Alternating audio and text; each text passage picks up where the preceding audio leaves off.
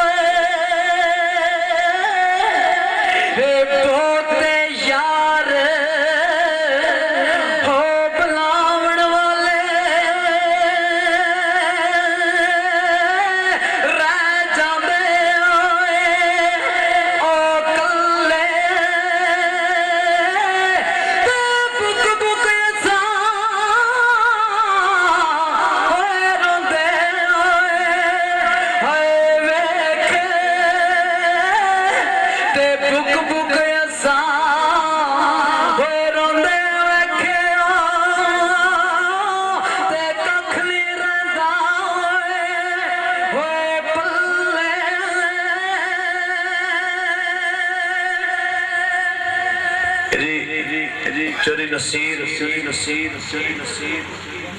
कुरको और चोरी नसीर बाशना इनांती उन्होंने फोन किया है कि साई सोहेल को क्या सुखन पढ़न तो मियां मोहम्मद साहब रहमतुल्लाह अलैह पंजनी एक आपदा दोस्त सी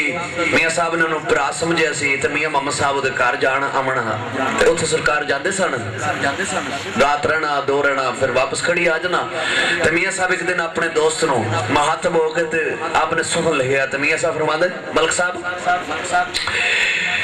जिस घर आमण